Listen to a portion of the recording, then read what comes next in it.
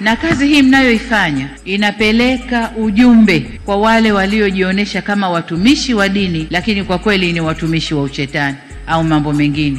Kwa hiyo huu ni ujumbe muhimu kwao. Miongoni mwa kauli ambayo imeibua maswali mengi zaidi kwa siku hii ya leo ni hiyo sauti ambayo umesikia hapo, ni sauti ya Rais wa Jamhuri ya Muungano wa Tanzania. Watu wengi zaidi wameifananisha hii hapa na kile ambacho kinaendelea baina ya Askofu Gwajima pamoja na serikali sasa hivi kufungia kanisa lake. Lakini tumeona watu wengi pamoja na watumishi wa Mungu wamepiga kelele wakiwa wanalipiga bana na wanalizungumzia pia swala hili. Nimemsikia pia kwa siku hii ya leo mzee wa upako Anton Lusokelo, ambaye pia kwa siku ya leo akiwa kanisani amelizungumzia pia, akasema kwamba serikali haijafanya vizuri kufungia kanisa. Kitu ambacho kingetakiwa kifanyike bana ni kumfungia yeye mwenyewe, lakini sio kulifungia kanisa. Akasema kwamba kuna waumini wengine hawajui mpaka sasa hivi kwamba wataenda kusali wapi, lakini wako na hawana sehemu pa kusalia baada ya kanisa hilo kuweza kufungwa. Akasema kwamba serikali imekosea, hata kama Gwajima amekosea, lakini kitu ambacho kingetakiwa kifanyike ni busara kuweza kumuita Gwajima mwenyewe na kuweza kumwadhibu yeye kama yeye, lakini sio kuadhibu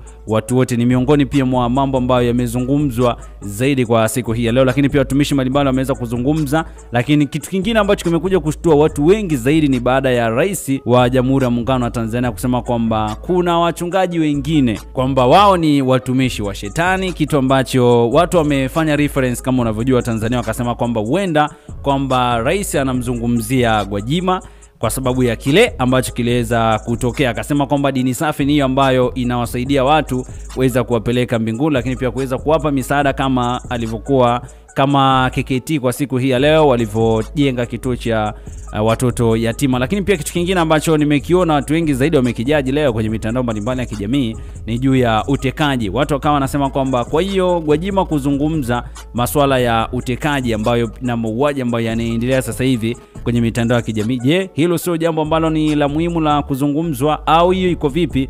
Kwa hiyo wao ni miongoni mwa mambo ambayo watu wengi zaidi wameweza kujaji bana kwa siku hii ya leo. Nilikuwa namsikiliza pia na Peter Kibatala ambaye ni wakili wa Gwajima, ambaye pia na kwa siku hii ya leo ameweza kuzungumza na akawataja wale ambao tayari wameshaachiliwa mpaka sasa hivi. Watu 86 kati ya 88 tayari wameshaachiliwa, kwa wale ambao waumini ambao waliweza kukamatwa bana wakati wanaswali baada ya kanisa hilo kuweza kutajwa kufungiwa. Kwa hiyo ni miongoni mwa habari au taarifa ambazo sasa hivi zinazungumzwa zaidi kwenye mitandao mbalimbali ya kijamii, lakini wengi wakawa na tabiri kwamba kwa hicho ambacho Rais wa Jamhuri ya Muungano wa Tanzania Dr. Samia Suluhu Hassan amekizungumza kusema kwamba kuna watumishi wa Mungu wengine ni wa shetani, na unajua kabisa kwa hali ambayo ilivyo sasa hivi ya Gwajima kufungiwa, wengi wakawa na mtagi moja kwa moja Gwajima kwamba huenda yeye ndio mahubiri haba ambayo yanamlenga zaidi katika hichi ambacho amekizungumza Rais wa Jamhuri ya Muungano wa Tanzania. Kwa upande wako wewe unalionaje swala hili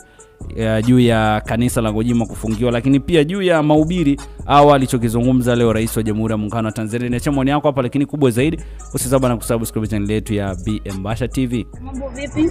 Big up sana kwa wale ambao wamesubscribe channel yetu ya Mbasha TV. Na leo msanii wetu tunamzungumzia ndio huyu hapa.